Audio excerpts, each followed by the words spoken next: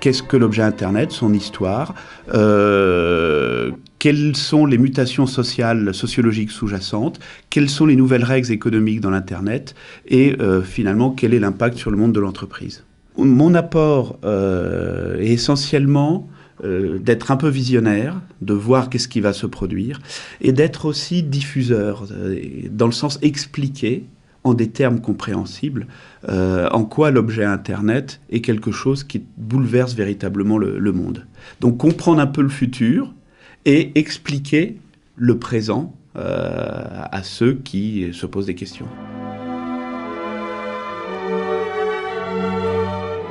En fait, Internet en une phrase, c'est ce qui permet de passer d'une somme d'intelligence individuelle à une intelligence collective. L'informatique est ce qui a permis de dialoguer avec notre propre intelligence. On écrit un document, on voit ce qu'on écrit, mais l'informatique était individuelle. Avec Internet aujourd'hui, tout le monde est en réseau, et finalement, il s'agit de répondre à un problème important qui est la complexité du monde. Nous sommes maintenant passés à 7 milliards d'individus sur Terre, donc le monde est devenu plus complexe dans le sens où les interactions entre les gens sont plus nombreuses. Et la société dans laquelle nous sommes, moi je l'appelle la société de l'interaction et de la complexité. Et finalement, nous avons besoin d'un outil pour gérer toutes ces quantités d'interactions. Si nous raisonnons de manière individuelle, nous ne pouvons plus faire face à toute cette information qui nous tombe dessus. Donc pour faire face à la somme d'informations qui circulent, ce qu'il faut faire, c'est se mettre en mode intelligence collective.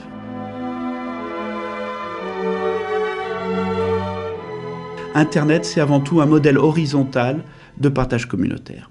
2, Internet favorise une nouvelle économie, qu'on pourrait appeler économie de l'immatériel, par rapport à une économie matérielle, ou économie d'abondance par rapport à économie de rareté. Quand vous prenez une pizza que vous coupez en 4, chacun a un quart de pizza. C'est une économie de rareté. Le morceau que vous mangez, personne d'autre ne le mange.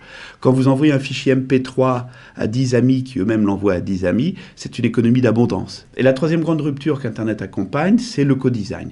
Le client, le citoyen, le consommateur ne veut plus acheter, utiliser des produits et services tout faits sur étagère. Il veut de plus en plus participer au design de ses produits et de ses services.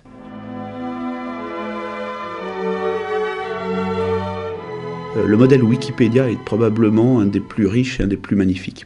Alors, ce qui est intéressant, c'est qu'il y a plusieurs Wikipédia, dans plusieurs langues. Il y a 278 langues.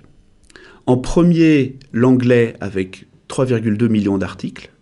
En deuxième, l'allemand avec 1,2 million d'articles. En troisième, le français avec 1 million d'articles. Quatrième, le polonais, 980 000 articles, etc. En 13e position, on trouve le catalan, ce qui n'est pas inintéressant. Première langue régionale dans Wikipédia. Et puis on trouve aussi le breton, le comanche, le cheyenne, le peul, l'ouzbek, le tadjik, l'occitan, toutes les langues régionales d'Europe, beaucoup de langues amérindiennes, etc.